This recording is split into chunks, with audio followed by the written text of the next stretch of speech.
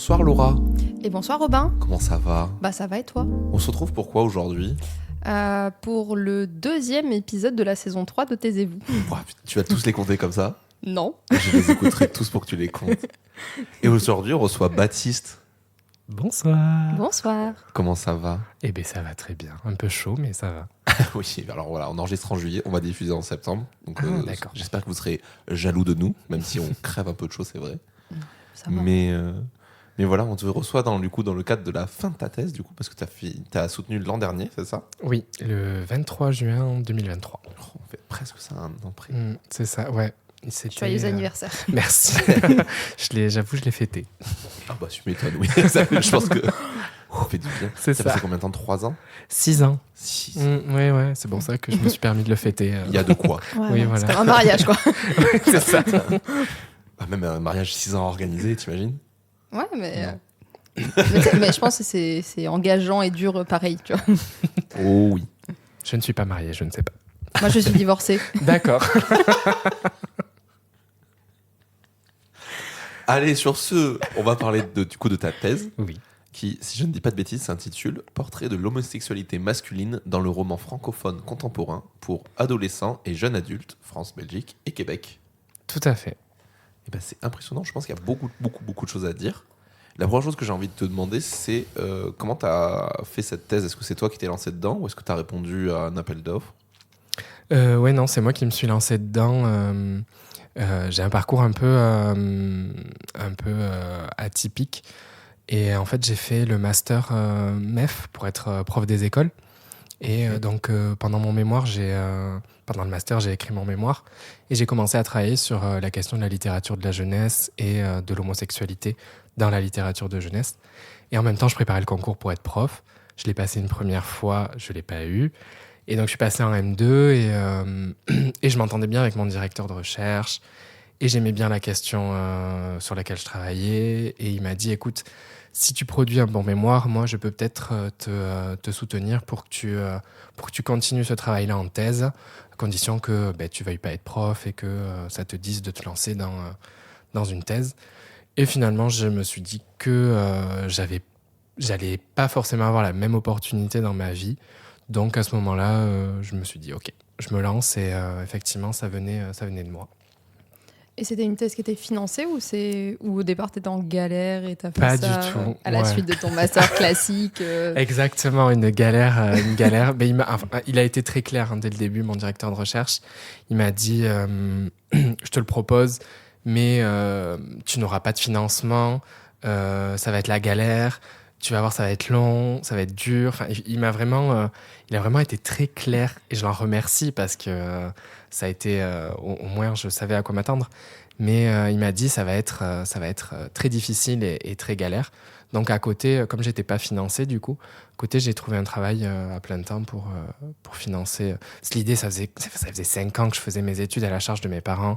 Oui. Je me suis dit, si je leur annonce que je repars pour 6 ans d'études, il faut au moins que je leur dise, je suis indépendant financièrement, vous inquiétez pas. Je vous jure.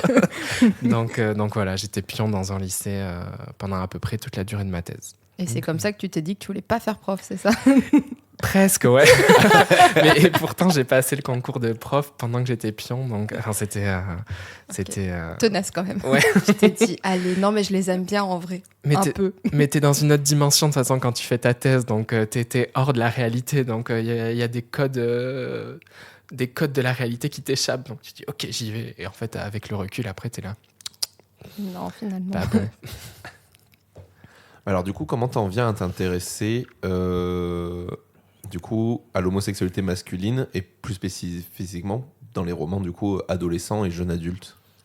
Eh bien, parce que ça a été sur les 2 premières années de la thèse où j'ai vraiment fait un travail de recherche et de déblayage, si on peut dire, de la question de l'homosexualité plus large, donc l'homosexualité dans la littérature de jeunesse, chose que j'avais déjà un peu entreprise dans mon travail de mémoire.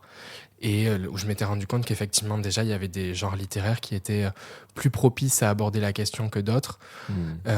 Sur mon travail de mémoire, par exemple, je travaillais sur un manga, sur une BD. Donc, j'avais aborder d'autres genres littéraires, mais qui étaient quand même assez peu représentés de manière générale. Et donc, à travers les recherches, je me suis rendu compte que dans la littérature de jeunesse, déjà, la question de l'homosexualité, c'était une question qui était encore taboue, peu abordée, ou du moins qu'il était de manière assez discrète ou un peu feutrée, cachée derrière beaucoup de métaphores ou de choses comme ça.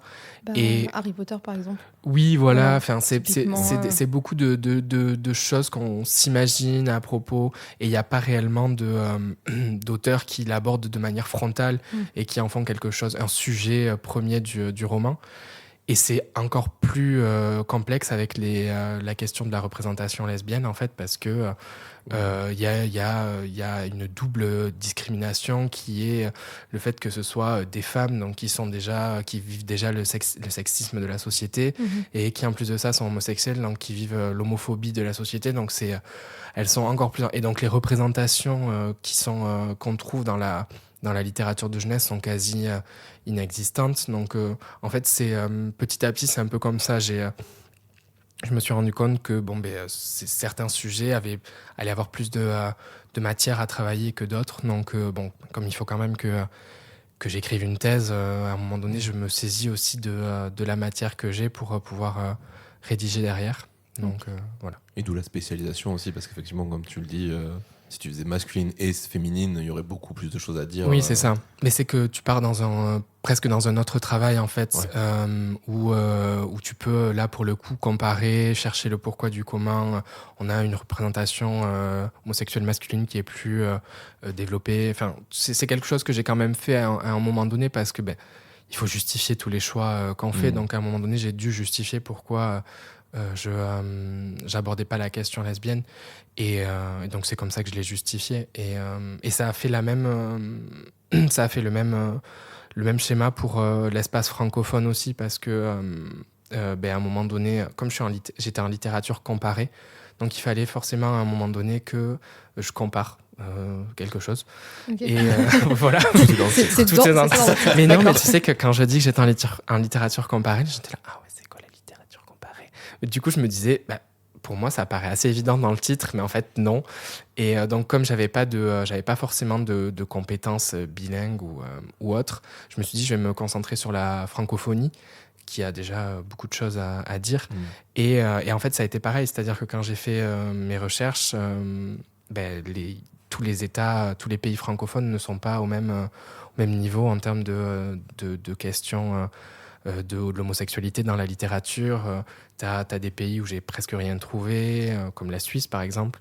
T'as des pays aussi, des pays africains qui ont pas encore traité cette question-là dans la littérature de jeunesse, parce que le contexte social du pays fait que il faut déjà réussir à faire que l'homosexualité soit acceptée. Et donc du coup, ce sont pas encore des sujets qui ont été saisis par la littérature, ou du moins pas si dans... c'est un tabou, que c'est interdit dans la société, il y a peu de chances que ça atterrisse dans des livres de jeunesse. Et c'est très lié, en fait, comme c'est un sujet qui est très social, qui est éminemment social. En fait, les deux sont liés, donc du coup, c'était la même question. Et là, pour le coup, tu partais aussi sur une autre thèse. Voilà, je me suis centré sur les 3 pays principaux de la francophonie. Une question très pratico-pratique. Je me représente mal. Comment tu fais de la recherche dans ce type de domaine? C'est-à-dire que est-ce que tu vas juste genre des bases de données qui te référencent les livres qui traitent un peu ces sujets, ou est-ce que tu vas toi lire tous les livres qu'on t'a conseillés, qui ont des liens avec machin, des articles de presse qui parlent de ces livres, et tu sais qu'il y a peut-être la question qui est adressée dans ce livre? Comment tu fais tout ça? C'est un peu des deux, en fait. Ça a été... Alors, il faut savoir que moi, je faisais ma thèse à distance. Donc, j'étais inscrit à l'université du Mans. Mais comme j'ai pas voulu déménager au Mans, non pas que le Mans n'est pas une très belle ville, mais je préférais rester habité à Bordeaux. En fait, pour des raisons climatiques. Absolument, tout à fait. La raison première. En fait, du coup, j'étais pas dans mon labo, j'étais pas à la fac. Enfin, j'étais vraiment tout seul dans mon travail de recherche. J'ai eu un très très bon suivi de la part de mes 2 directeurs de recherche, donc ça m'a beaucoup sauvé. Mais en fait, effectivement, le travail de recherche, il se fait beaucoup au début. Je tapais sur internet et je lis. Alors, attention, je sais pas, accrochez-vous à vos fauteuils, je lisais la page Wikipédia parce que ça me permettait de dégrossir C'est un bon l'info. début. Hein. Mais Non, oui, c'est ça en Maintenant, fait. Wikipédia, c'est bien. Alors, quand on était au collège, c'était nul, Oui, mais bah, maintenant, ça va. Mais Et puis du coup, depuis quelques années maintenant en plus. on reste Voilà. ancré sur cette idée que c'est nul Ouais. parce qu'au collège, les profs nous disaient non, tu vas pas sur Wikipédia. Donc du coup, Les débuts d'Internet, oui. pas glorieux. C'est hein. pas- c'est pas que c'était nul, c'est que c'était pas contrôlé. C'est-à-dire Oui, que voilà. tout le Mais monde pouvait c'était moins- modifier. ouais. Donc là, ça craignait quoi. C'était bien moins contrôlé. Ouais. Mais ils n'avaient pas des équipes derrière pour rechecker tous les Non. trucs. Voilà. Je suis le premier à avoir modifié des pages Wikipédia. Je vais Effectivement, aller t'en j'allais dire, créer une. ça sent le vécu. J'ai adoré faire ça. Même si c'était pas très Jojo. Hein. Des fois, c'était juste mettre des blagues pourries dedans, mais Mais si ça te fait rire, ça me c'est faisait mourir de essentiel. rire. Est-ce que tu as des exemples de bouquins jeunesse qu'on pourrait connaître où on s'est même pas posé la question, genre où c'est abordé ou mis en. Ou même c'est. Peut-être je me rappelle pas et c'est abordé comme sujet ou... Alors en fait justement moi je me suis vraiment concentré sur les bouquins où sur les romans où l'homosexualité était une part importante du Ok. récit en fait. Ok. Personnage pas de personnage secondaire ou enfin qui faisait partie de la diégèse, qui était vraiment dans cette réflexion. Le roman était une partie du roman était tournée autour de la question de l'homosexualité, une réflexion autour. Après c'est un peu paradoxal parce que j'ai aussi étudié l'utilisation de cette littérature de jeunesse dans les établissements secondaires. J'ai fait passer un questionnaire auprès des enseignants. Et en fait, là où tu as envie que la littérature de jeunesse soit utilisée, c'est-à-dire à l'école, puisque tu te dis c'est là où se trouve la jeunesse, et bien en fait, c'est pas forcément le cas. Et du coup, des livres que nous, qu'on a pu lire au collège ou au lycée, il n'y a pas tant de références qui sont vraiment littérature jeunesse, en fait.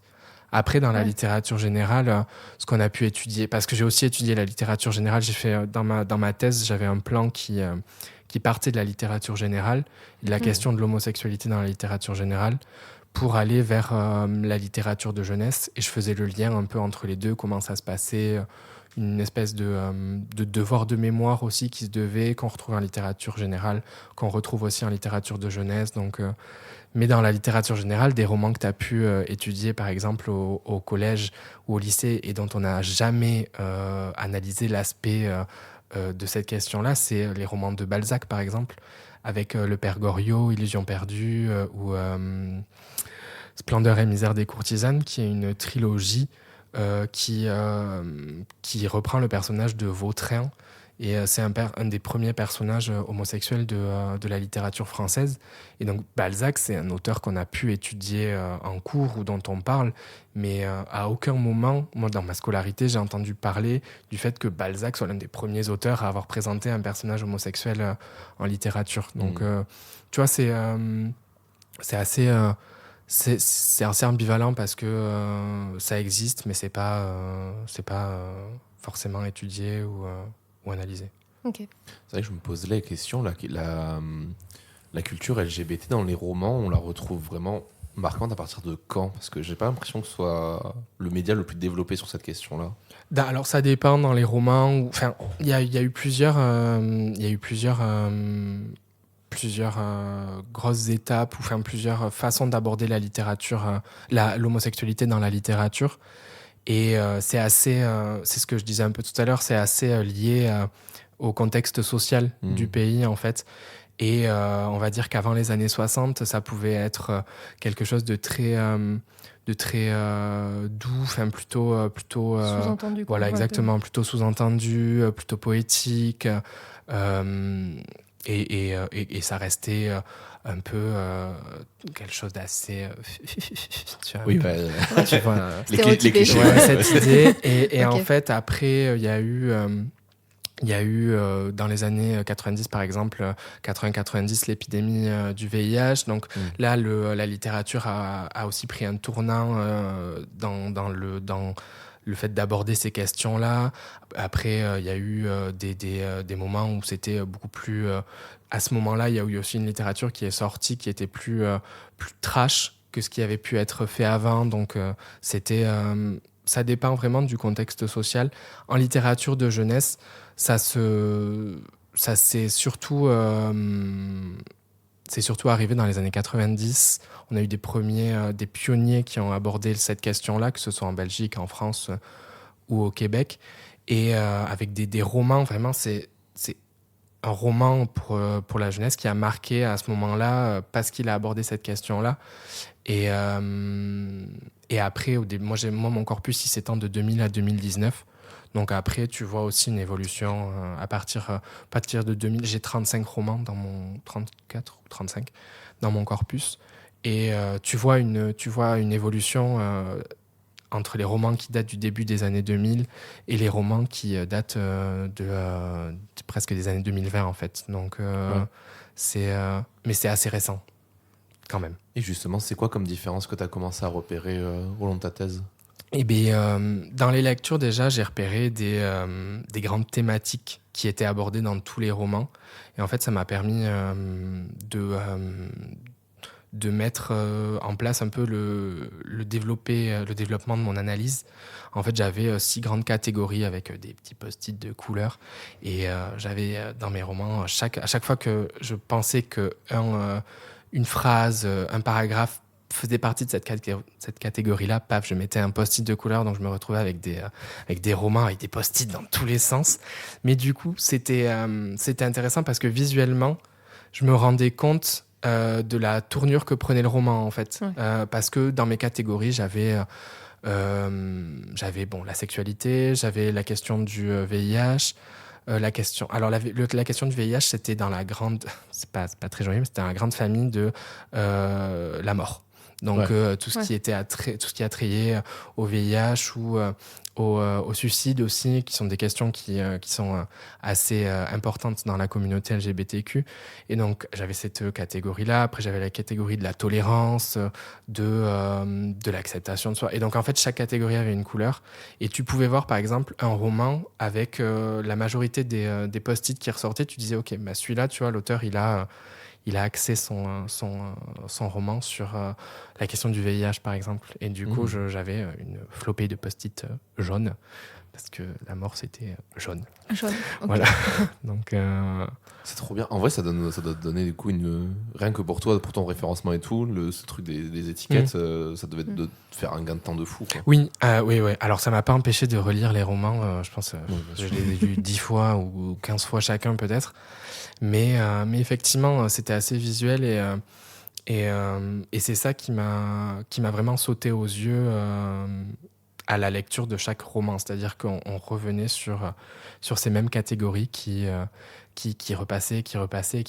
Et du coup, à la fin, tu te poses la question de OK, tous les romans qui abordent l'homosexualité, en fait, comment ils le font?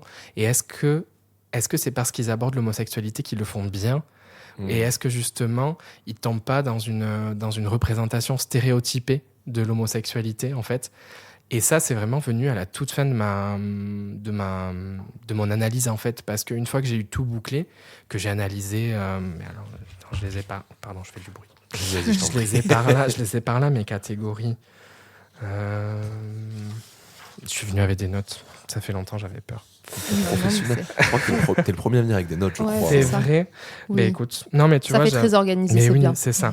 J'avais l'héritage et les références historiques. Donc c'est tous les romans qui abordaient la question par exemple de la mise en place des législations, des manifestations, des choses comme ça, de tout ce qui a trait à l'histoire de la communauté LGBT. Et aussi, dans cette catégorie-là, je parlais de la déportation des homosexuels pendant la Seconde Guerre mondiale, parce qu'il y a des romans qui posent cette question-là. Après, j'avais l'identité, une catégorie sur l'identité, une catégorie sur les stéréotypes et l'homophobie, une catégorie sur l'amour, sur les désirs, le corps, et enfin la mort. Et donc, après avoir analysé toutes ces catégories-là, dans tous les romans, je me suis rendu compte que, en fait, il y avait, dans le traitement de la question homosexuelle, il y avait beaucoup de stéréotypes qui ressortaient. Et qu'en fait, par exemple, le personnage adolescent homosexuel était un personnage qui souffrait beaucoup, parce qu'il était victime de tout ce que peut être victime un homosexuel dans la vraie vie, d'homophobie, de violence, ou parce qu'il était malade. Donc on avait aussi cette question du VIH qui revenait. Et donc en fait, c'était du coup, ça enfermait un peu le personnage dans une représentation de l'homosexualité qui était très Négatif, ouais, c'est ça, négatif, difficile à juger ou du moins à recevoir pour un adolescent lecteur. Oui, surtout s'il est dans cette situation et qu'il se dit Oui. qu'est-ce qui va m'arriver ? Ah, Ouais, elle a l'air superbe la suite de ma vie. C'est ça. Alors c'est top, tu vois, parce que ça a quand même le mérite d'offrir une représentation pour un adolescent qui dans une société hétéronormée ne trouve aucune représentation. Et moi ça m'a fait cet effet-là aussi, c'est-à-dire que quand j'ai lu ces romans-là, je me suis dit oh là là, ben c'est tous les romans qui m'ont manqué quand j'avais 15 ans en fait. Et il y en a certains qui m'ont tiré des crises de larmes. J'étais là, mais waouh, j'ai 30 ans presque et je suis en train de pleurer sur un roman pour ados. Mais une fois que tu portes un regard, une analyse dessus, en fait, tu te dis, bon, c'est bien, mais il faut aussi prendre en compte toutes les dimensions qui fondent l'homosexualité pour pouvoir présenter un portrait qui est le plus juste possible avec le plus de nuances possibles en fait. Et dans ton analyse, est-ce que tu as vu une évolution de cette représentation dans le temps ? Vu que tu as commencé dans les années 2000 et on est en 2019 sur la fin de ton corpus, j'imagine que dans la société, déjà, ça a évolué, la représentation de l'homosexualité, donc dans la littérature, ça a dû suivre. C'est ça, en fait. Et dans les derniers romans que j'ai pu analyser, enfin, les derniers romans qui sont assez récents dans mon corpus, on retrouve justement une vibration un peu plus queer que ce qu'on a pu, que ce que j'ai pu trouver dans les romans du début des années 2000. C'était des personnages plus libérés avec en fait l'homosexualité se mêlait à d'autres sujets qui touchent aussi les adolescents, et en fait ça faisait on était beaucoup plus sur une volonté de tolérance générale, enfin ça c'était assez ouvert en fait, ça rendait plus voilà. j'ai pas le mot d'après, mais je me posais une question. Comment t'as choisi tes auteurs ? Est-ce que ce sont des auteurs qui sont queer ? Est-ce que c'est des personnes qui ne le sont pas ? Et est-ce que le traitement de leur personnage, il est positif, négatif Alors, c'est à un moment donné, c'est une question que je me suis posée. Alors, mes auteurs sont pas, j'ai pas, j'avoue, il y en a certains, je connais leur orientation sexuelle ou mais j'ai pas été chercher. Mais je sais que la majorité ne sont pas forcément homosexuels, et abordent quand même la question de l'homosexualité. Donc à un moment donné, c'est une question que je me suis posée, quel biais ça instaure d'être auteur hétérosexuel et de mettre en personnage principal un personnage homosexuel. À quel moment tu peux te saisir parce qu'il y a quand même, c'est quand même une part de compréhension du vécu en fait qui est rendu dans les romans. Donc à quel moment, toi qui ne l'as pas vécu, tu peux le rendre de manière juste. Et en fait, il y en a certains, ça passe, et d'autres, effectivement, ça passe pas. Et t'es, pour le coup, dans une représentation très stéréotypée, quoi. Mais vraiment... Mais ça, c'est davantage, effectivement, pour les romans du début des années 2000, où t'avais plus de personnages... Alors, les personnages homosexuels étaient plutôt des personnages adultes, ou du moins jeunes adultes. Alors que fin des années 2000, on était plutôt sur des personnages homosexuels adolescents. Donc vraiment des personnages qui sont jeunes et qui découvrent leur sexualité et qui le conscientisent.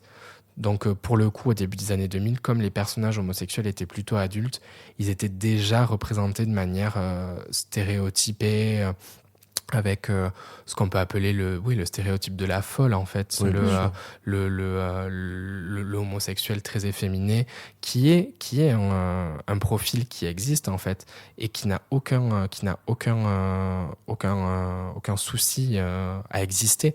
Le souci, c'est que l'hétéronormativité, l'hétéronorme, en fasse le modèle dominant pour ne représenter l'homosexualité qu'à travers ce modèle-là, alors que les homosexualités sont multiples et les représentations de l'homosexualité se doivent de l'être aussi, en fait. Et est-ce que tu as une idée, est-ce que tu as en mémoire un roman qui sortait un peu du lot et qui était genre, pas sans aucun stéréotype, parce que je pense pas que ce soit possible, mais qui était vraiment plutôt précurseur dans la façon de traiter le sujet, ou peut-être même c'était même pas un sujet, genre juste les gens, il y en avait qui étaient homosexuels, d'autres non, et ben, ils avaient une vie normale, quoi. Alors, ce qui est ressorti dans ce que j'ai pu lire, c'est que les romans polyphoniques, où on retrouve plusieurs narrateurs, plusieurs voix en fait qui font la narration, ont eu une meilleure capacité à traiter le sujet. Donc il y a un roman belge par exemple qui s'appelle La Lune est à nous, qui a été écrit par Cindy Van Wilder, et qui est un roman polyphonique où on retrouve deux narrateurs, une narratrice, une adolescente noire et grosse, et un adolescent homosexuel, gros. Donc en fait, ils vivent dans la même ville, dans le même lycée, enfin, ils se connaissent, ils sont amis. Et en fait, on a un basculement à chaque fois entre leurs deux discours.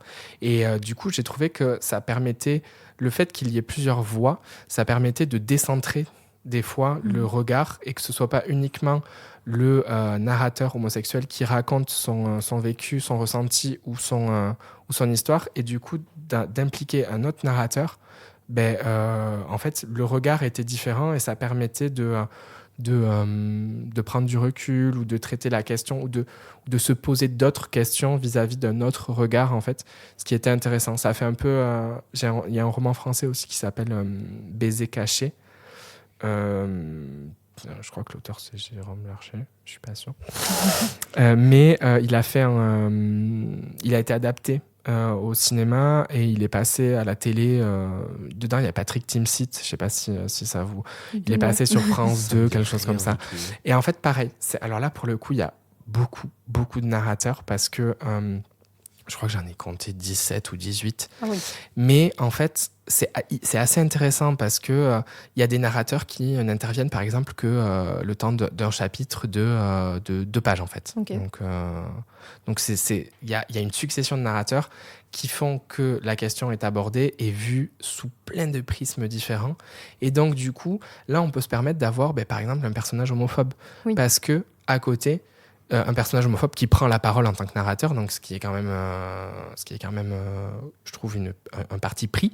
Mais à côté de ça, il y a un autre personnage qui va lui répondre, en fait, et du coup, c'est assez intéressant, la construction du discours. Ok. Est-ce que tu as une autre question sur la thèse ? Oui, là j'ai une autre question. Sur ton analyse que tu as fait, est-ce que tu as vu qu'il y avait des catégories qui étaient plus représentées que d'autres ? Et est-ce que c'était ce que tu attendais, ou est-ce que tu avais une idée préconçue de ce que tu pensais trouver, et en fait ça n'allait pas vraiment dans ton sens, par exemple parce que la question de l'amour c'était bien développé, pas trop, la question de l'identité, ce genre de choses. Oui, effectivement, il y a des questions qui sont plus à la marge que d'autres. La question, tout ce qui a trait aux faits historiques ou à la mort, c'est plutôt à la marge. On va dire la question de l'amour, alors moi dans la sexualité j'y mettais aussi tout ce qui était premier baiser, premiers émois, en fait. Ouais, les contacts de corps, en fait, plus oui, c'est ça. Okay. Et donc en fait ces catégories-là étaient beaucoup représentées parce que elles touchaient à l'adolescence, à ce qu'ils pouvaient ressentir, et à quelque chose d'assez large, d'assez que tous les adolescents peuvent vivre, en fait, alors que les questions historiques quand tu te mets à aborder la question de la déportation des homosexuels dans les camps nazis, effectivement, c'est tout de suite beaucoup plus compliqué. C'est un peu plus lourd. Oui, voilà, comme c'est sujet. ça, exactement. Et pour autant, c'est ce que je disais tout à l'heure, ça paraît nécessaire parce que ça fait partie de toutes les facettes de la communauté en fait LGBTQ. Et du coup, c'est intéressant qu'à un moment donné, un roman l'aborde parce que tu te dis c'est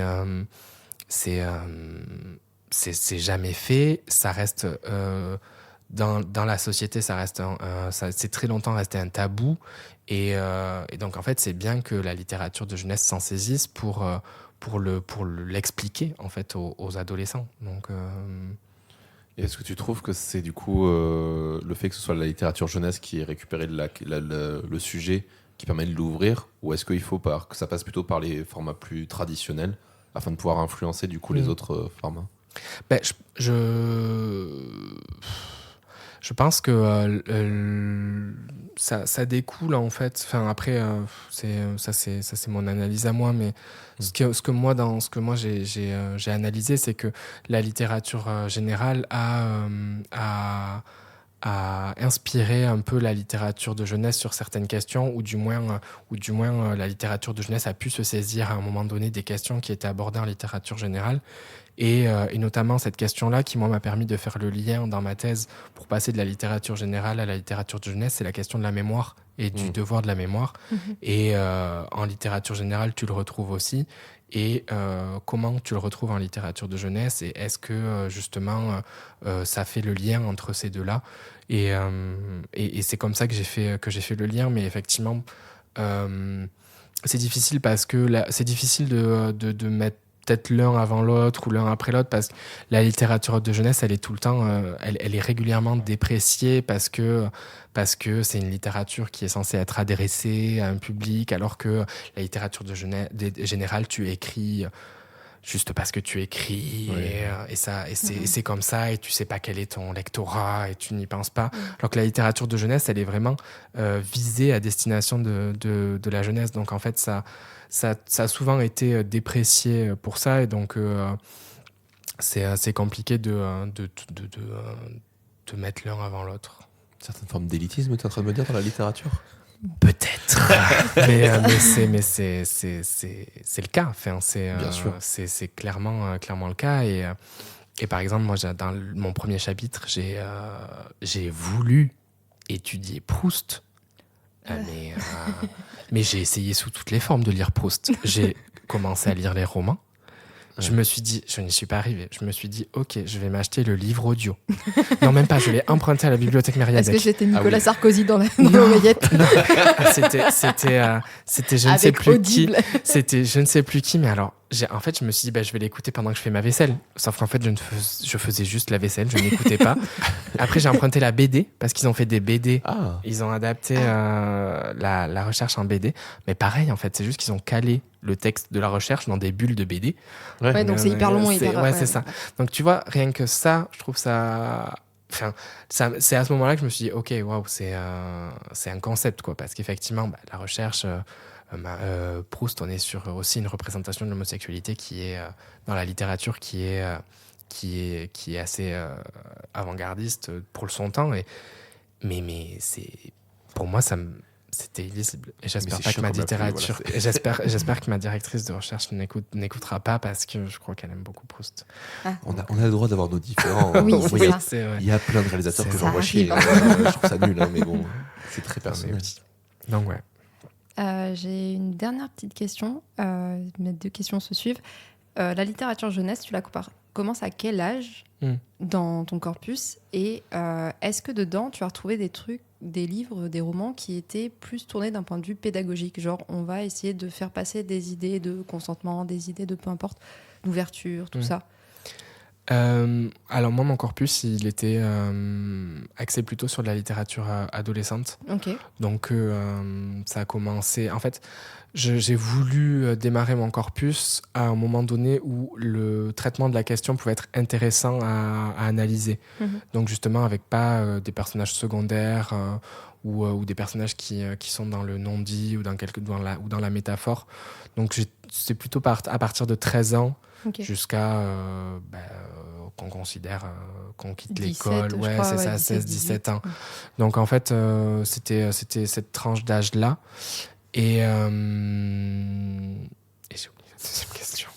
Et la deuxième question, c'est est-ce que tu avais vu dans des romans Ah. un peu de pédagogie, genre Oui. vraiment essayer de faire quelque chose, Ben, vulgariser un oui. peu des... Ben là aussi, c'est un peu l'histoire de la littérature de jeunesse qui, comme elle est adressée à un public, a toujours été tiraillée entre le fait de divertir et le fait d'instruire. Oui. Et en fait, toujours un peu, tu retrouves une forme d'instruction derrière le plaisir de lire, en fait. Parce que, surtout dans la catégorie, dans le genre que moi j'ai analysé, qui s'appelle le roman miroir, qui est vraiment un roman qui... un genre qui représente une réalité qui existe, enfin, qui se base sur des faits qui sont vrais et ont un cadre spatio-temporel reconnaissable, et, enfin, quelque chose de très ancré dans la réalité. Donc en fait, forcément, quand tu es adolescent et que tu es en plein apprentissage, tu vas apprendre de ta lecture, en fait. Mais c'est en te divertissant que tu apprends, et donc il ne faut pas vouloir trop instruire, parce que ça reste quand même un roman que tu lis. Donc si derrière tu retrouves... Donc je dirais qu'ils avaient tous un peu cette volonté de pédagogie. Après, il y en a certains qui... Tu vois, par exemple, le roman D'un trait de fusain de Cathy Itac, c'est une auteure française qui, elle, a décidé de parler du VIH et de l'arrivée du VIH en France, et du combat qu'a mené ACT UP pour la médiatisation pour que cette maladie soit reconnue, qu'elle soit prise en compte par la législation, par l'État. Et en fait, son roman, des fois, c'est... alors, moi, je sais ce que je pense. C'est une plaquette d'information, quoi, que tu retrouves dans des centres... c'est un centre AIDS, quoi. Ouais, voilà. Et du coup, ça en devenait relativement indigeste, parce que la narratrice, elle est censée avoir 16 ans. Et des fois, de sa bouche, tu lis des mots que... Vraiment travailler au ministère, en fait. Ouais, voilà, ça, tu te dis, c'est une infiltrée du ministère, en fait, et qui a été bourrinée à coups de plaquettes informatives. Du coup, ça pouvait devenir indigeste, parce que une volonté peut-être trop pédagogique derrière le discours, alors que déjà, rien que le fait de traiter la question du VIH dans un roman pour ados, et d'y mettre... si tu as ton bagage, toi, en tant qu'auteur, ton bagage de connaissances, tu l'y mets forcément dans le roman que tu rédiges. Donc, ouais, mais tu peux le diluer sans le marteler. Là, des fois, c'était peut-être pas assez dilué, effectivement. C'est le mot. C'est toute la difficulté avec certains. Il y a ça aussi avec certaines BD qui essaient de traiter de certains sujets, etc. Je sais plus comment elle s'appelle. Je l'ai dans la bibliothèque, faut que je regarde. Où j'avais adoré l'histoire, et je trouvais que c'était ça, où ça parlait justement des hommes pervers narcissiques, et de comment on vit l'histoire et comment on s'en sort, etc. Et toute la fin du roman, c'est que de l'explication. Et j'étais en mode, c'est con, parce que j'aimerais bien savoir comment ça se termine. Oui. Et j'ai genre 4 chapitres d'explication. J'ai pas envie de lire le DSM, en fait. Ouais, c'est ça. Sinon, j'aurais juste acheté le DSM. Mais après, j'ai conscience aussi que, tu sais, dans certains... Vu que des fois, c'est les premiers à faire ça, ils se sentent des fois obligés de le faire, parce que c'est les premiers. Et après, on a du coup tout plein d'œuvres qui en sortent derrière, qui font du bien, quoi. Mais là, Cathy Itac fait partie des auteurs, parce que j'ai aussi fait passer un questionnaire à quelques auteurs pour comprendre leur démarche en tant qu'auteur. Et Cathy Itac fait partie des auteurs que j'ai interrogés. Et je pense qu'on ne s'est pas compris dans notre communication. Mais mon questionnaire, elle l'a pas saisi, où il y a plein de questions où elle a pas forcément... où elle a répondu en me disant « Je ne comprends pas la question ». Ma question me semblait claire, et que les autres auteurs ont répondu. Donc, alors j'en ai interrogé 35, t'es seul, donc bon. mais après, effectivement, c'est toute la difficulté de faire passer un questionnaire aussi. Hein, c'est que tu prends le risque de ne pas te faire comprendre. Donc, ouais, c'était compliqué l'échange, parce que du coup, moi, après, ça m'a un peu refroidi. Donc, sauf que il faut garder une neutralité jusqu'au bout. Donc, c'était intéressant. C'était quoi les questions dans ce questionnaire et il en est ressorti quoi? Eh bien, c'est une super question, ça. Je te rappelle pas. Non, mais Les attends, petites si, notes. je vais sortir le plan. Quand C'est est-ce un plan très détaillé. Hein. Oui, Il mais- n'était pas aussi détaillé mon plan. Ah ouais. Non, mais parce que nous, moi, je fais de la recherche sur articles. Je fais une thèse sur articles et donc du coup, c'est des articles scientifiques à la fin, donc je mets pas des détails de sous-articles. Ok. Ouais, moi, il fait 3 En pages. littérature, mon ça plan. m'étonne pas que ce soit ça. Ouais, mais c'est assez, je trouve que c'est assez satisfaisant parce que j'aime bien les plans très détaillés, savoir. Mais en fait, j'avais interrogé les auteurs sur des points importants que j'avais relevés dans leur dans la lecture.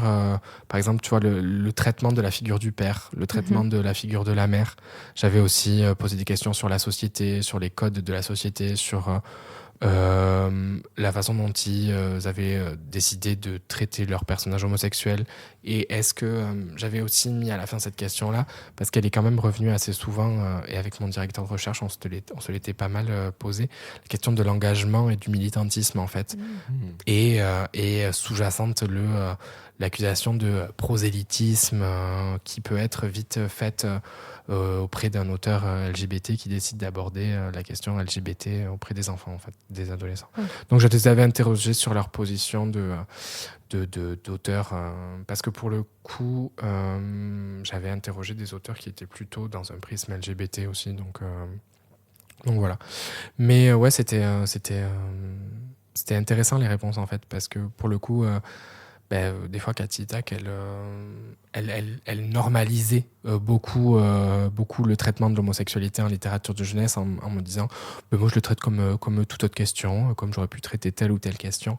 Alors que, selon moi, on ne peut pas encore se permettre de dire ça au vu du traitement social de la question de l'homosexualité.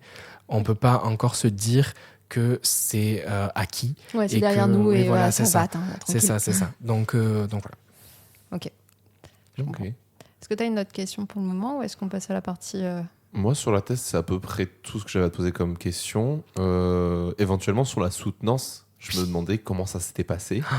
Eh ben, j'ai adoré ma soutenance. Ah ouais. Ouais, aussi étonnant que ça puisse paraître. Donc je suis parti soutenir au Mans. J'ai déplacé la moitié de ma famille, à peu près, de mes amis. Ça, c'est l'aspect technique. J'ai loué une grande maison pour accueillir tout le monde. Ah mais tu m'étonnes que tu fait la fête après alors. Oui. Elle était super ma thèse. En fait, il fait un mariage. Ah, C'est d'accord. D'accord. Mais non, mais c'est que il y a ça aussi, c'est que dans ma famille, je suis le premier à faire autant d'études et c'était quelque chose d'assez peu palpable pour mon entourage et Normal. mes amis, voilà. Et en fait, la soutenance, c'est un peu le moment où tes amis, ta famille peuvent se rendre compte de ton travail.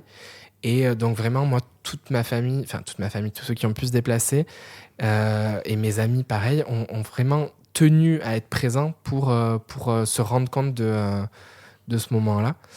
Et donc j'avais 6 membres de jury. Parce que j'ai 2 directeurs de recherche, en fait. J'ai une directrice qui enseignait à l'université du Mans, c'est pour ça que j'étais inscrit là-bas, qui s'appelle Nathalie Prince. Et j'avais un directeur de recherche qui enseignait à l'INSPE de Pau, qui s'appelle Gilles Béotegui. Et donc les 2 étaient dans le jury. Et après, j'avais 4 autres membres de jury dont je pourrais pas forcément reciter les noms, mais il y avait une sociologue, il y avait des théoriciens de la littérature de jeunesse. Enfin, c'était assez éclectique. C'est mes directeurs de recherche qui m'ont proposé ces membres-là. Et ça s'est très bien passé. Ça a duré 4 heures. Donc c'était une longue soutenance. Ah ouais, c'est long un peu, ouais. Ouais, mais en fait, ça en littérature, là, ça fonctionne, là, à l'université du Mans et en littérature comparée, ça fonctionne comme ça, c'est-à-dire que j'ai parlé pendant 20 minutes, j'ai fait un discours liminaire pour reprendre mon travail et présenter ce que j'avais fait. Et après, mes 2 directeurs de recherche ont pris la parole pour un peu revenir sur ces années de direction sans forcément soulever de questions. Et après, chaque membre du jury prend la parole pendant une 20aine de minutes En continu, il parle.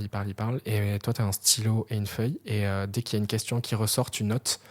Et en fait, à la fin de chaque prise de parole de membre de jury, je reprenais un peu ce qu'ils avaient soulevé comme question.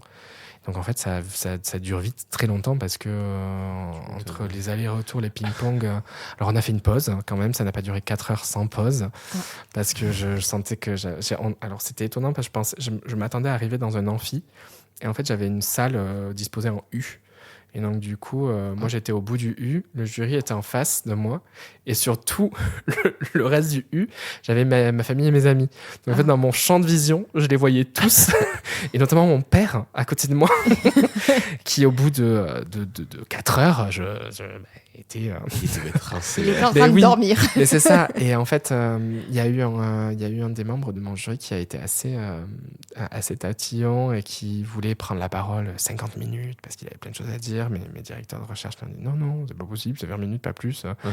Et dans sa prise de parole, effectivement, il est revenu sur plein de choses et ça a été le moment le plus il faut rester concentré sur ce qu'il dit et en même temps tu décroches parce qu'au bout d'un moment tu es là. J'en avais un comme ça dans le mien. Ouais, c'est ça. Il y en a toujours un. Ouais, et en fait j'avais très peur parce que j'avais peur de pas réussir à répondre aux questions. Ouais. Et en fait, comme ça s'est plutôt présenté sous forme d'échange, en fait, où eux prenaient la parole, soulevaient des questionnements et moi à la fin je notais et je pouvais plus ou moins choisir les questions auxquelles je voulais répondre, c'était assez intéressant. Et finalement, je m'en suis très bien sorti et j'étais content. Donc, bonne expérience, quoi. Oui, ouais. Et c'est vraiment... et je suis très content que ce soit très bien passé parce que du coup, ça finit la thèse vraiment sur un moment où j'ai vraiment apprécié ce que j'ai fait à ce moment-là et ce que j'ai fait pendant les 6 années aussi derrière, du coup. Ok. On a une petite question qu'on pose souvent à nos amis thésards quand ils passent dans le podcast. C'est pendant ces 6 ans de thèse, qu'est-ce que tu faisais à côté pour te sortir un peu de ce bourbier? Pas grand-chose, parce que je travaillais déjà 41 heures par semaine dans un lycée pour payer mes énorme, études. Je suis en train de me dire. Ouais, en fait, il lisait 72 fois les mêmes livres. C'est ça. Donc, en fait, je faisais des semaines à peu près à 80-90 heures. Oh. Et c'était assez intense. Et j'ai tenu 4 ans comme ça. Et la 5e année, j'ai un peu craqué et j'arrivais plus à tenir le rythme des deux à la fois. Et du coup, j'ai diminué mon contrat au lycée. En fait, le lycée... Comment c'est possible d'avoir autant d'heures dans un lycée en tant que surveillant ? En fait, le contrat de surveillant, t'as toutes les vacances scolaires qui sont déjà posées. En fait, et tu travailles pas pendant les vacances scolaires. Donc, ton temps de travail, il est réduit sur le temps de cours. Donc, en fait, du coup, ça te fait des semaines à 41 heures. Donc, ça te fait de grosses semaines. Et en plus de ça, du coup, le soir, quand je quittais à 18h, j'allais à la bibliothèque bosser jusqu'à 22h. Le samedi, je bossais. Le dimanche, je bossais aussi. Et en fait, mon échappatoire, c'était un peu le lycée. Parce que du coup, c'était le travail. Et je savais que je n'allais pas bosser sur ma thèse. Donc, mais bon, c'était un échappatoire un peu moyen parce que ça reste du travail. Ouais. Et sinon, après, j'allais le samedi soir, pendant que tous mes copains étaient dehors. Moi, j'allais tout seul au cinéma voir des films et ça me faisait du bien. Je mangeais mon popcorn là, à la séance de 22h et je regardais des films. Et après, j'ai fait du drag à un moment donné aussi. Mais c'était là que tu voulais en venir. Oui. Mais je savais pas si tu voulais qu'on y aille dessus ou pas. Donc si. Mais si, parce que ça a été... pour le coup, sans que je le voie venir, ça s'est lié et l'un et l'autre se sont vraiment entremêlés et ça m'a aussi beaucoup porté dans la façon dont j'ai appréhendé la fin de ma thèse et peut-être même ma soutenance, tu vois. Donc c'était... ça m'a... Alors c'est toujours pareil, tu sais, ce moment où la thèse c'est compliqué parce que tu sais, tu peux jamais te dire là j'ai fini de travailler. Tant que ta soutenance elle est pas passée, t'as toujours quelque chose à faire. Et du coup, je me lançais dans le drag, dans la préparation de perfs, de soirées, de costumes, en me disant j'ai encore tout ça à faire à côté, ça va être terrible. Et donc, c'était tout le temps tiraillé entre l'envie de prendre un peu de temps pour faire du drag, et en même temps, plus on faisait de drag et plus ça se professionnalisait aussi. Et donc, nos shows étaient de plus en plus construits, de plus en plus travaillés, préparés, répétés. Et donc, du coup, ça me faisait vraiment deux casquettes où j'étais là, enfin trois avec le boulot de drag et où du coup, tout se professionnalisait. J'étais là, waouh! Il y avait 1 heure de sommeil par jour. C'est tout. Non, mais c'était, ouais. J'ai fait une petite pause j'ai diminué mon contrat au travail, donc je travaillais moins en tant que surveillant. Et la dernière année, j'étais au chômage. Ouais. Donc j'ai pu vraiment rédiger ma thèse, finir la rédaction de ma thèse dans des conditions optimales, dans le sens où j'étais au chômage et je rédigeais ma thèse. Et le drag, après, j'ai décidé à un moment donné de me dire... c'est bien beau de monter des perfs et de coudre des costumes, mais là, j'ai pas le temps. Et la priorité, c'est ma thèse, parce que c'est mon projet principal. Et donc, j'étais passé sur un petit rythme de croisière où je faisais juste la présentation des soirées, quoi. Je prenais le micro et je hostais. Ce qui est déjà bien, c'est un sacré boulot. Ce qui est très bien. Et je me suis découvert une passion, et maintenant, je n'arrive plus à lâcher le micro. Et c'est pour ça, du coup, que c'était aussi simple, la soutenance de thèse, parce qu'en fait, une fois que t'as l'habitude de faire le show devant tout le monde, ça va. Mais c'est exactement ce que m'ont dit mes copaines, en fait, avant la soutenance. Ils m'ont dit, mais t'es capable de tenir une soirée de 4 heures devant 600 personnes. Tu vas quand même réussir à parler devant 6 personnes, en fait. Et c'est vrai que quand tu remets en perspective, t'es là, c'est vrai. C'est vrai que j'y arrive. Donc, mais c'est toujours cette question de te dire, moi, vraiment, ce qui me terrorisait pour la soutenance, c'était, est-ce que je vais savoir répondre aux questions? Et ça me faisait très peur parce que, en fait, ça fait 6 ans que tu travailles sur ton sujet. Et donc, le premier chapitre que tu as rédigé il y a 4 ans, tu l'as rédigé il y a 4 ans, en fait. Donc, t'es là. Il est peut-être pas très à jour, il a peut-être raté des trucs. Oui, c'est ça. Et du coup, tu te dis, mais est-ce que j'ai encore tous les noms, toutes les dates, tous les sites, tous les concepts, et en fait, au final, tu te rends compte que ça fait tellement longtemps que tu travailles dessus que ça coule dans ton sang. Et la logique te revient assez rapidement. Donc, oui. La soutenance, je pense que le drag a dû aider à la soutenance. Ça a dû être un sacré défouloir aussi, du coup, parce que 41 heures de travail, plus la thèse. Oui, et c'était un bon moyen de sortir de tout, quoi, de se dire... mais personnellement, parce que pour moi, cette thèse, elle m'a aussi beaucoup apporté personnellement. Ouais. Et c'est ça que j'aime dans les sciences humaines et sociales, c'est que j'ai pu avoir l'opportunité de choisir un sujet qui m'intéressait, parce que j'ai quand même travaillé 6 ans dessus, donc il faut quand même un minimum d'intérêt pour travailler 6 ans sur un sujet, et qui m'a beaucoup appris en général, et qui m'a beaucoup appris aussi sur moi-même. Et donc, à côté de ça, quand je l'ai couplé au drag, j'étais là, waouh, c'est le combo gagnant. Et en fait, c'est ça que je veux, c'est de me dire, ok, là, je fais du drag. Et quand j'ai le micro face à 600 personnes, je parle de ma thèse, en fait, alors que je suis en drag.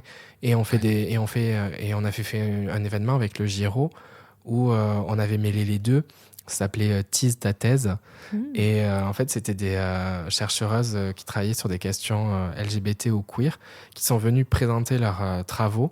Moi, j'étais en drague, en maîtresse de cérémonie, donc j'ai animé, je faisais le passage entre les différentes intervenants et intervenantes. Et à la fin, j'ai présenté, chose qu'attendait le public depuis des années, puisque je parlais de ma thèse depuis 2 ans sans qu'ils envoient la couleur. À la fin, j'ai présenté ma thèse. C'était 15 jours avant ma soutenance. Donc j'étais dans un bon état... exercice. Hein. Ah ouais, un très bon exercice. Mais déjà rodé sur qu'est-ce que je dois dire. Oui, c'est ça. Donc j'avais déjà tout prêt, effectivement, parce qu'à 15 jours de ta soutenance, tu prépares plus grand-chose. Oui. Tout est déjà calé. Et c'était trop cool parce que on a eu l'opportunité de se retrouver entre queer à écouter des gens qui travaillent sur des questions queer, et tu te dis, ok, il y a aussi des gens qui pensent à nos identités, à nos vies, qui le théorisent, qui le conceptualisent et qui en ressortent des travaux de recherche. Enfin, c'est quelque chose qui existe, et c'est hyper enivrant, quoi. Donc, j'étais content que finalement l'un et l'autre se mêlent. C'est super. Ça a l'air trop Alors, ça a l'air trop intéressant, vraiment, Le concept de soirée. de la Oui. soirée. Mais cette année, ça s'est pas refait. Ça avait été fait par le Giro à l'initiative de Léa, une personne qui était en service civique, il me semble, au Giro. Et cette année, ça s'est pas refait. Faudrait l'impulser parce que c'était vraiment c'était génial. Ben, vraiment, du coup, tu écoutes, t'as vraiment l'impression d'être dans un colloque, mais qu'avec des sujets queer et des gens queer, et au milieu, t'as une drague. Donc c'est génial, en fait. Tu te dis, c'est encore mieux qu'un colloque. Donc, Puis tu peux grave associer les deux, genre faire un colloque, une perf, ça pourrait être c'est trop ça. bien. Et alors là, pour le coup, j'avais même pas performé. Tu vois, c'était vraiment de l'animation de soirée. Ouais, c'est ça. J'avais juste hosté la soirée et à la fin, j'avais ma performance, c'était de parler de ma thèse, quoi. Donc, Trop bien. ouais, je l'avais pas du tout vu venir et pendant longtemps, je l'ai un peu repoussé en me disant tant que j'ai pas fini ma thèse, je veux pas me lancer dans le drag parce que ça va me prendre un temps monstre et c'est un temps que j'ai pas. Et en fait, au bout d'un moment, je m'y suis lancé en me disant go. Ça a un peu arrivé au moment du confinement, tu sais, où t'es tout seul, t'as plus accès à la bibliothèque. Les seules ressources que tu peux avoir, c'est les ressources en ligne. Donc bon, à un moment donné, t'es assez limité sur le champ des possibles. Donc en fait, à ce moment-là, j'ai aussi commencé à me maquiller, parce que je travaillais plus, j'allais plus au lycée.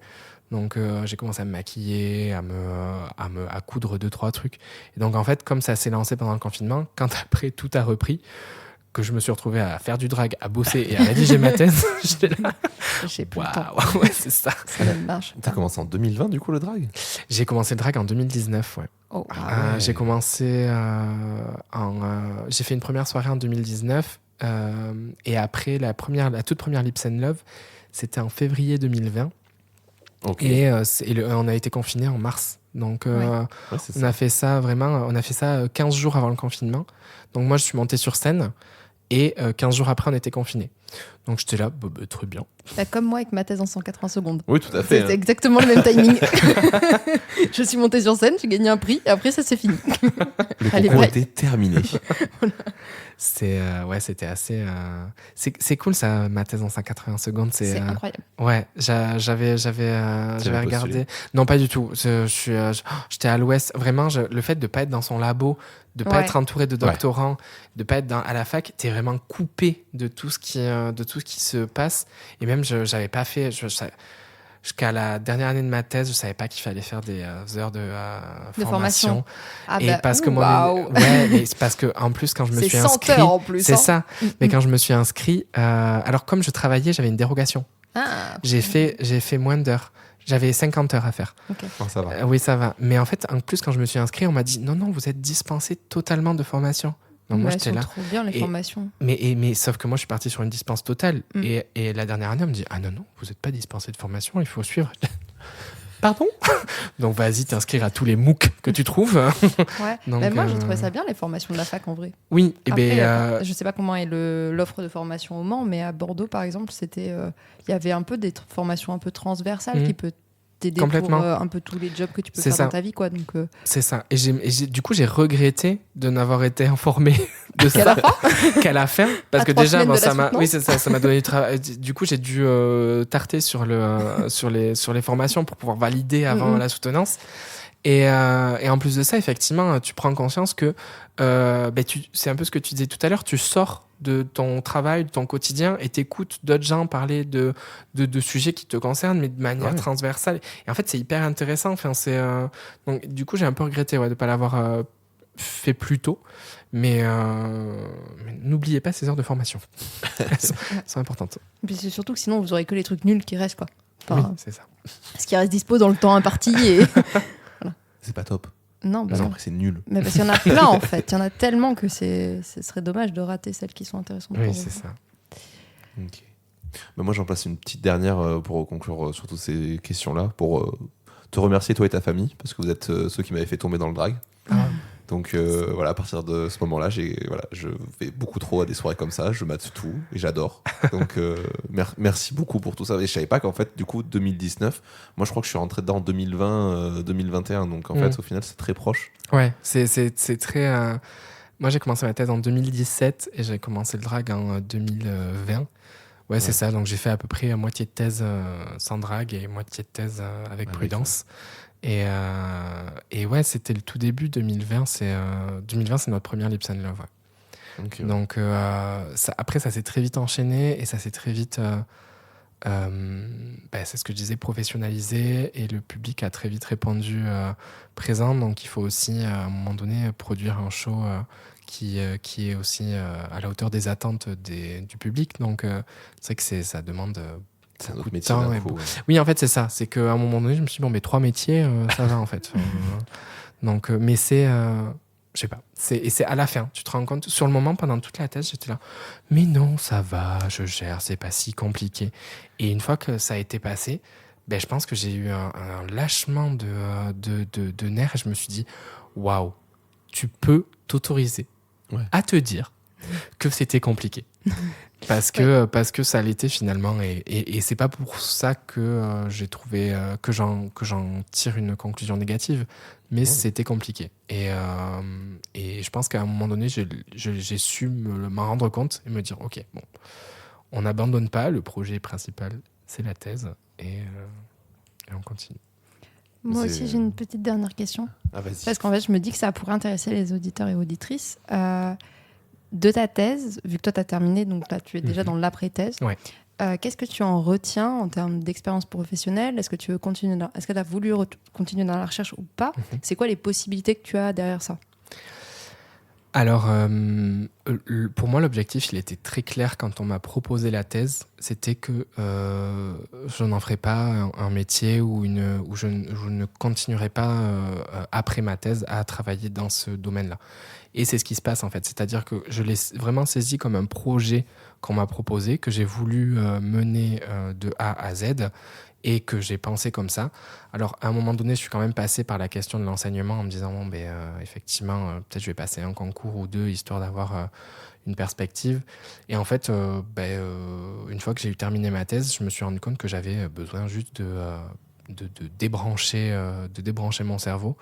Et j'ai rien fait pendant quelques mois parce que j'avais encore droit au chômage. Et je me suis posé la question de me dire, justement, vis-à-vis de toutes ces casquettes professionnelles que j'avais pu expérimenter, de me dire, ok, bon, mais là, est-ce que je fais du drag, est-ce que je fais autre chose ? Et bon, vivre du drag, c'est compliqué.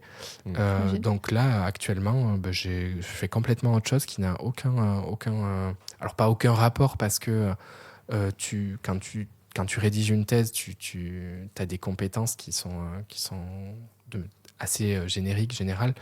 Donc là, je travaille en tant que chargé de la mobilité à l'école d'architecture de Bordeaux. Et je pense que la thèse me sert aussi dans ce poste-là, sur tout ce qui est rédactionnel ou tout ce que tu peux apprendre comme compétences plutôt très liées à la rédaction. Mais je ne mets pas ma thèse de côté parce que j'ai quand même envie d'en faire quelque chose. Ma directrice et mon directeur me poussent un peu à la publier. Ouais. Donc ce serait quelque chose qui m'intéresserait aussi. Donc je lance un appel. Je souhaite publier ma thèse. Donc j'ai contacté une ou deux maisons d'édition aussi qui pourraient correspondre un peu à ce que j'ai abordé dans la thèse et dont l'état d'esprit est plutôt chouette. Mais bon, pas encore de retour, et il faudrait que je m'y consacre plus sérieusement. Ok. Voilà, je pense que c'est un truc important parce que je me dis qu'il y a beaucoup de gens qui n'osent pas faire de thèse parce qu'ils ont peur que s'ils ne veulent pas faire de recherche derrière, ils perdent des années et ça ne leur rapporte pas grand-chose. Alors qu'en fait, il y a tellement de compétences que tu développes quand tu fais une thèse. Oui, c'est ça. Et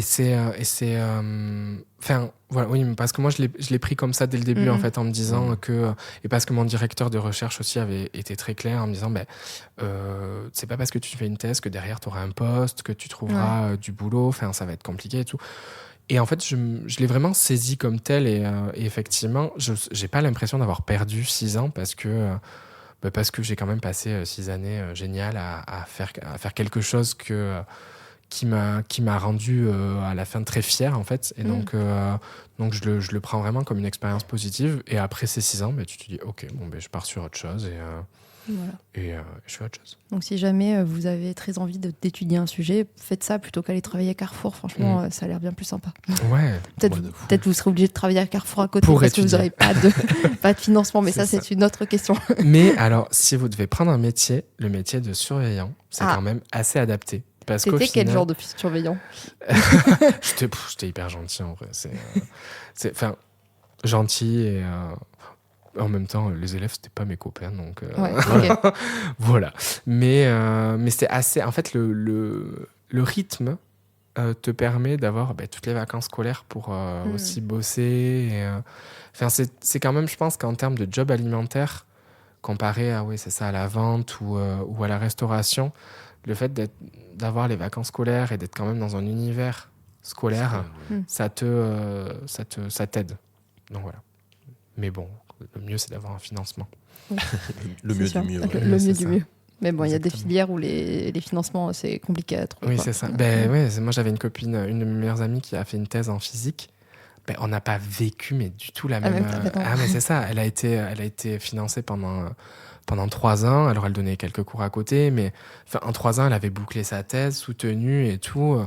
En plus, en physique, elle a commencé la rédaction 6 mois, voire 5 mois avant sa soutenance, alors que moi, ça m'a pris 4 ans. J'étais là, waouh. Ouais, moi, c'est pareil, parce qu'en neurosciences, on est filière biologie, et c'est pareil, comme on est rattaché à un laboratoire et on a des expériences, on est obligé d'être financé parce qu'il y a des logiques de t'es obligé d'être au laboratoire. Oui, c'est ça. Et donc, comme en physique, on a la chance d'avoir 3 ans de financement strict et d'être sûr d'être 100% consacré à ça. Mais bon, oui, c'est ça. Donc, au bout de 3 ans, comme tu as 3 ans de financement, au bout de 3 ans, il faut rendre quelque chose. Donc, Moi, il y avait le Covid au milieu, donc j'ai gratté 4 mois de plus. Mais bon, c'était cher payé, les 4 mois de plus pour eux, parce qu'ils m'ont donné 4 mois. 4 mois.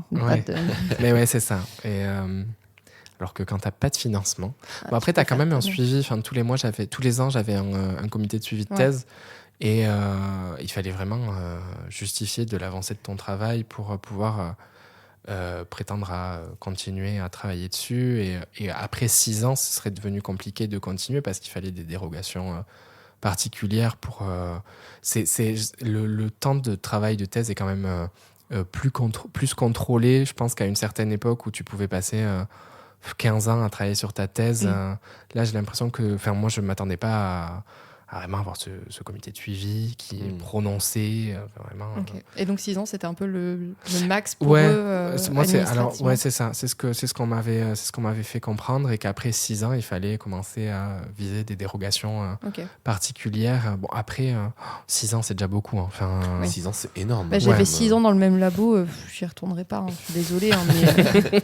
Je vous adore, mais non. Non, mais ouais, et quand je me suis inscrit en thèse, ma directrice m'a dit ça va durer entre 3 et 6 ans. Je lui ai dit non, mais 6 ans, moi, jamais j'aurais fini avant.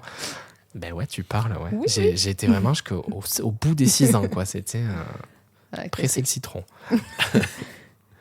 Bon, alors, avec tout ce qu'on a dit là depuis 1 heure, est-ce que tu penses qu'on a fait le tour de ta thèse ? Je pense qu'on a parlé de plein de choses. Ça m'a fait plaisir de reparler de tout ça. Ça faisait longtemps que j'avais pas reparlé aussi longtemps de ma thèse. Et après, il y a encore... je pense que j'ai survolé plein de choses et il y a plein de choses qui sont beaucoup plus approfondies dans ce que j'ai écrit et qui auraient mérité, pour préparer ce podcast, que je relise entièrement ma thèse. Et non. Mais j'avoue que je Elle fait combien de pages ? Elle fait 500 pages. Ah, c'est costaud. C'est pour ça.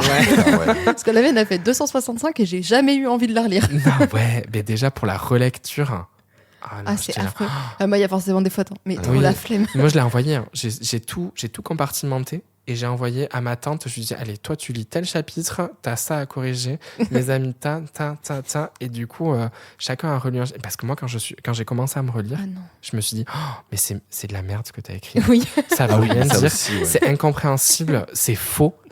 Et donc, je me suis dit, stop, parce que j'étais en train de réécrire le début de ma thèse, en fait. J'étais en train de tout retoquer. J'étais là, non, stop. Petit syndrome de l'imposteur, là. Sinon, Ouais. sinon, je vais la réécrire pendant 10 ans et elle va jamais sortir. Ah, bah, ça. C'est un cercle infini parce qu'après, quand tu arrives à la fin de ta thèse, ça fait 4 ans que tu lis le début. Donc tu te rends compte que c'est un recours. Non, je me suis dit stop. J'ai envoyé. Ouais, ouais. De toute façon, ta thèse, elle est accessible sur Internet. Oui, c'est ça. Il me Sur semble. thèse.fr, Oui, il me normalement, elles sont semble. disponibles. Ouais, Ouais, c'est bah, ça. voilà. Donc, et tu vois, elle avait l'année dernière à une viewing, parce que je l'avais imprimé, parce qu'il faut l'imprimer Ouais. pour le jury. Bah, bien sûr. Et il y avait un jury qui l'avait pas voulu, donc je l'avais imprimé pour rien. Et donc, à une viewing partie de Drag Race l'année dernière, on avait une tombola. Et en lot de tombola, Et tu j'ai l'as fait fait gagner gagner. ma thèse. Donc, il y a une personne qui a gagné ma thèse. Qui était trop contente et qui m'a écrit récemment, je crois, pour me dire j'ai pas encore lu ta thèse, mais vraiment je la garde. Je crois qu'elle Oh, c'est s'appelle trop Sarah parce que Trop drôle. il me semble que j'ai son nom encore. J'ai gardé le ticket avec lequel elle a gagné ma thèse, il a accroché et tout. Donc cette personne-là peut lire ma thèse parce qu'elle a le manuscrit entre les mains. Mais Eh bien, on lui passe bien le bonjour. oui, voilà. Mais sinon oui, elle est en ligne. Ouais, ok. Bah, très nickel, bien. on glissera un petit lien du coup dans la description Oui, du podcast, avec comme plaisir. ça, si les gens veulent approfondir le sujet, ils pourront aller là-dessus. Tout à fait. Et ils peuvent venir me voir, il n'y a pas de problème. J'adore en Exactement. parler. Bah écoute, moi je suis super content de t'avoir reçu dans le podcast. Ben merci, je suis super content d'être venu aussi. Ah bah, je suis Pareil, très- c'était très, vraiment très très bien. intéressant parce que c'est un sujet que je connais pas du tout. Et du Voilà, coup, la littérature. ouais, la déjà. littérature, J'ai bah, ouvert en fait- 10 livres dans ma vie. ouais, voilà, moi la Voilà. littérature, ça fait très très très longtemps qu'on s'est fâchés, elle et moi. Et du coup, ça, bon, ça c'est bien de pouvoir s'ouvrir à d'autres sujets et c'est tout l'intérêt de ce podcast aussi, c'est pouvoir discuter de sujets divers et variés. Tout à fait. Merci beaucoup d'être Et ben, je venu. suis très content. Merci à vous. Est-ce qu'on fait une dernière interro de Robin ou pas? Oui, on fait une dernière interro de Robin. Ah, là, normalement, Ta-ta-ta. finis toujours le podcast avec ma petite interview, même si bon, là pour le coup, je trouve que c'est assez facile à résumer. Parce que tu as fait vraiment un travail de recherche, du coup. Moi, je le définis vraiment sur du coup l'étude des personnages masculins homosexuels, assez clairement. Donc plutôt, du coup, tu disais des personnages principaux. Mhm. Dans une période assez précise qui est du coup donc des années 2000 à 2019. Ouais. Et du coup, genre établir du coup les caractéristiques et les stéréotypes du coup du genre. Donc spécialisé dans les plutôt dans l'adolescence et l'enfance. L'adolescence. L'adolescence même Ouais. carrément, juste. Ouais. Donc voilà. Est-ce que ça te va Ouais, Est-ce que ouais. tu lui mets une petite note sur 20 Bah, pour je, ce te, petit résumé? je te mets 20. Oh, c'est trop gentil. Je suis trop. Ils sont Attends, vraiment mais- trop gentils avec toi, les gens. Moi, Mais non, j'adore. mais tu sais, ma mère, elle a passé 5 ans à ne pas réussir à dire mon sujet de thèse. Donc là, toi, tu Mais vas ça, c'est coucher. classique. Classique pour les parents, Est-ce ça. que vous avez vu les Elle travaille TikTok sur un Ah truc. C'est Il génial. y a une fac, je sais plus laquelle c'est, mais qui filme les parents qui Ah. sortent de soutenance et qui leur Oui. dit. Et du coup, vous pouvez nous dire sur quoi il a bossé. Il n'y en a aucun qui est capable. Non, mais mais- non, mais c'est c'est horrible. magique. C'est Ma ça, mère, mais elle c'est dormait à la fin. Mais oui, mais c'est. Mais en même temps, tu te rends compte, moi, mon sujet, il est à rallonge en plus, donc c'était très compliqué. Mais c'est un peu un défi. C'était un défi chez mes potes. Quand il fallait parler de ma thèse, il y en a toujours un qui était en mode alors, le sujet, c'est. Et tu sais, il prononçait le sujet, il me regardait, t'es là, c'est ça. Et du coup, j'étais là, ouais, c'est ça. J'ai les mêmes. Mais C'est du pareil. coup- mais C'est trop marrant. drôle avec Ouais, la ouais. thèse, ça. C'est ça. Mais du coup, quand ils sont venus assister à la soutenance, ils étaient là, waouh, c'est trop bien. Donc c'est cool. En vrai, si vous êtes pote de doctorant ou Allez en doctorante, soutenance. allez aux soutenances. Ah ouais. Ouais. C'est trop bien. Alors sur le moment, c'est peut-être un peu long, mais pour la personne qui soutient, c'est génial. Ouais.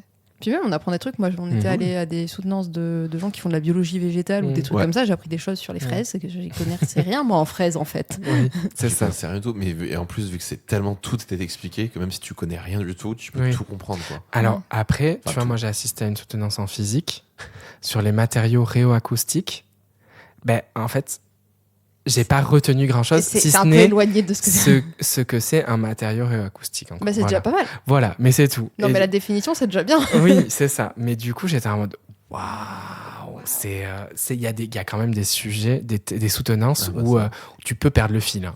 Oui. Mais après, je trouve que là, l'avantage, c'était un sujet sciences humaines et sociales, donc ça traite aussi de. Il y a des réalités connues, en fait, Mm. même si tu. Et puis, il y a beaucoup moins de termes techniques. Oui, des voilà. trucs, Ouais, de c'est ça. vocabulaire horrible, le Oui, jargon voilà. scientifique. Ouais. Ça fait ça. vraiment discussion. Oui, plus complètement. que, Et abattement. même les termes un peu plus scientifiques, c'est des termes qui ont attrait à la littérature et que donc tu as pu voir dans ta formation d'élèves, d'étudiants, enfin, tu vois, les figures de style ou les genres littéraires, c'est des choses que tu as déjà abordées. Donc, Alors que nous, pas du tout, quoi. Genre vraiment, quand t'arrives dans une soutenance en neurosciences, c'est là, tu ne comprends rien du tout. C'est ça. Mais il y a des schémas. Donc avec la fameuse phrase de on va pas définir ça, si, s'il vous plaît. Je vous en supplie, définissez ce mot. Je vous en supplie. Tout le monde sait ce que ça veut dire. Non. Le jury dans la salle. Les gens dans la salle, non. On termine toujours normalement le podcast par des petites recommandations culturelles. Oui. Est-ce que tu as pu j'en ai une. Oui, j'ai demandé. C'est bien. Alors attends, j'ai 12 000 fiches. Alors justement, je disais que j'aurais bien aimé publier ma thèse et j'ai contacté une maison d'édition. Et donc j'ai découvert cette maison d'édition et notamment la collection que ces personnes-là publient. Et en vrai, je la recommande parce que c'est une collection qui s'appelle J'aimerais t'y voir, donc aux éditions On ne compte pas pour du beurre. Okay. Et en fait, c'est une collection qui aborde toutes ces questions de déconstruction des normes en littérature de jeunesse. Et donc, ça parle racisme, ça parle homophobie, traitement de l'homosexualité. Alors, c'est plutôt centré, d'après ce que j'ai cru comprendre, sur l'album jeunesse. Donc, qui est pour le coup un genre littéraire qui est vraiment très spécifique à la littérature de jeunesse. Mais je pense que... Alors, ça reprend des travaux de recherche, des articles, toute forme de travaux qui ont pu, à un moment donné, aborder la question de la déconstruction des normes. Okay. Donc, c'est ma recommandation. Ça a l'air super. Je pense que je vais me bouffer ça. Ça va être trop bien. Laura, tu as une petite reco ? Oui, moi j'ai une petite reco. C'est une association de Bordeaux qui s'appelle Les Impertinentes, qui a été créée par... Oh oui. Oui, c'est parce que j'ai une copine dedans. On est allé voir le show il y a 2 semaines. Voilà. Et en fait, elles font toutes les 4 du burlesque. Et elles font des shows burlesques à Bordeaux. Donc c'est les Impertinentes Asso sur Instagram. Et elles ont commencé cette année, en décembre, enfin l'année dernière techniquement, mais en décembre de 2023. Et elles font des cabarets régulièrement où elles invitent des personnes qui font du burlesque, mais aussi du drag. Et il y a un peu de tout en termes de show. Et elles ont fait ça régulièrement. Et l'année prochaine, pour leur 1 an, elles vont faire louer une grosse salle pour inviter des professionnels pour faire le spectacle. Bien. Et du coup, allez voir leur page Insta pour suivre ce qu'elles font. Et venez à cet événement parce qu'elles l'ont loué très très cher cette salle. C'est où ? Je sais plus. Je crois pas qu'ils ont annoncé la salle encore. Je sais plus. Mais ça sent grand parc ou une salle comme ça. Ouais, c'est une grande salle de 300 places qu'elles ont dit. Et voilà. Et dans l'asso, du coup, moi je connais Frangipane, qui est une copine de copine, et qui est hyper forte. Et elles font vraiment des spectacles très très sympathiques. Ok. Voilà. C'était au Wash Bar il y a 2 semaines ? Bien sûr. Ouais. C'est exactement là qu'on était. Ok. C'est toujours un super lieu. Je pourrais même juste dire ça, je pourrais recommander le Wash Bar. Le Wash Bar. Allez au Wash Bar. Il y a des machines à laver. Oui, c'est super. Tu peux voir des shows et faire ta lessive. Il y a de la citronnade aussi. Attends. C'est peut-être pas tous les soirs, ça, par contre. Écoute, moi, pour rester dans le lore de tout ce qu'on a recommandé, moi, je vais vous recommander la SARL Go sur Bordeaux, parce que c'est vraiment des shows de fou. Yes. Ça fait quoi ? Ça fait 1 an ou 2 qui tournent, mais c'est officiellement créé depuis pas très longtemps. Et toutes les drags qui sont dedans sont incroyables. Il y a souvent des scènes ouvertes qui sont faites. Donc suivez ça sur Instagram, c'est vraiment super. Et de règle générale, suivez le drag bordelais. J'ai appris qu'on avait la deuxième plus grosse scène. C'est ça. Et qu'en termes de lieu, c'est-à-dire que Paris en premier avec le nombre, il y a le plus de performeuses à Paris. Okay. Mais à Bordeaux, on est l'endroit où il y a le plus de scènes pour voir du drag. Ah bah trop bien. Je trouve ça assez impressionnant. Ah bah génial, tant mieux, trop cool. Voilà. Que ça continue. Ah bah fond. Et le drag est beau à Bordeaux. Il est divers et il est... C'est incroyable. La dernière personne que j'ai découvert, moi, c'est Roméo Alpha. Je suis tombé amoureux. Du coup, au cabaret. Au cabaret pertinente. Je l'avais déjà vu aussi Draction, mais là, l'avoir solo sur scène, je trouvais ça incroyable. C'était fou. Ouais. J'aime trop. C'est impressionnant. Voilà. Eh bien, écoutez, c'est la fin de cet épisode. Merci beaucoup d'être venu. Avec plaisir. Merci de m'avoir invité. Voilà. Avec plaisir. Vas-y, je te laisse le dire. Du coup, qu'est-ce qu'on peut faire pour nous retrouver ? On est disponible. Tu veux y aller ? Vas-y, tu fais pour la dernière. C'est la dernière que je le fais, donc bon. Où est-ce que vous pouvez venir nous voir? Vous pouvez venir sur Instagram. Du coup, on a notre petit compte où on partage régulièrement des informations que tu fais, voilà, qui est tenu par Laura, qui voilà, depuis qu'elle est la chef du projet, elle a décidé de tout dominer. Voilà, je suis la chef, c'est moi la chef. Et voilà, vous pouvez nous retrouver sur toutes les plateformes de streaming, que ce soit Deezer, Spotify, Apple Podcast. On est partout, c'est super. Et voilà, n'hésitez pas à mettre 5 étoiles, à commenter, à en parler autour de vous. Et pour les personnes qui ont déjà participé au podcast ou pour les personnes qui sont intéressées, vous pouvez aussi rejoindre le Discord et sur lequel, Tout à fait. si tu le souhaites, tu peux venir aussi et partager des informations sur ta thèse. Comme ça pourra peut-être aider des gens et vous pouvez en discuter avec les personnes quand elles sont connectées. Tout à fait. Voilà. Trop cool. Pour le moment, il n'est pas méga actif sur Discord. Mais en vrai, ça serait bien parce que si tu t'écoutes l'épisode, imagine t'écoutes l'épisode, t'es là et t'as encore des questions et tu sais pas comment contacter cette personne. Paf, elle est sur le Discord, tu vas lui envoyer un DM et waouh. Alors moi, il vaut mieux me contacter sur Instagram que sur Discord, parce que Discord... Oui, bon, d'accord. Voilà. Oui, mais peut-être que comme ça, la réponse pourrait être vue par d'autres personnes, oui, tu vois. Tout à fait. Il y a aussi de ça. Mais bon, on verra pour tout ça. De toute façon, il faut que je le relance. C'est pas prévu pour de suite. Quand je relancerai la chaîne Twitch, on relancera aussi le Discord. Et j'allais ajouter un truc, ça m'est sorti de la tête. C'est ma faute, je t'ai coupé la parole comme genre 80% du temps. Wow, ça passe. Franchement, ça passe. Non, mais c'est que ça doit pas être très très important si je l'ai oublié, donc c'est pas grave. Au pire, je le reglisserai en description. Tes autres podcasts, si tu veux. Oui, les autres podcasts, évidemment, mais ça, on le dit à chaque fois. Vous pouvez aller écouter Divine Féminine, un podcast, une série audio qui parle d'amour et de musique. Et vous avez Toujours dans les bons coups, un podcast qui parle de sexualité avec des invités toutes les 2 semaines. Et voilà, je crois que c'est tout ce qu'on a à dire.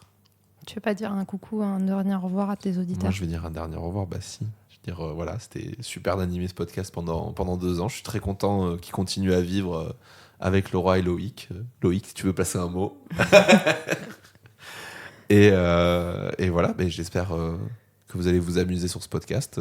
Moi, j'ai très très confiance en ce projet. Je le trouve très chouette et très, très cohérent et très bon. Donc, il n'y a plus qu'à. Il n'y a plus qu'à. Il n'y a plus qu'à. Faites mieux. Faites mieux. Est-ce qu'on est en pleine période électorale? Est-ce que ça s'entend? Pas du tout, ça va. Hop là, tout va bien. Bon, mais voilà. Mais je vais vous dire une bonne soirée à tous. Et puis à bientôt pour un nouvel épisode de Taisez-vous. À bientôt. À bientôt. Salut.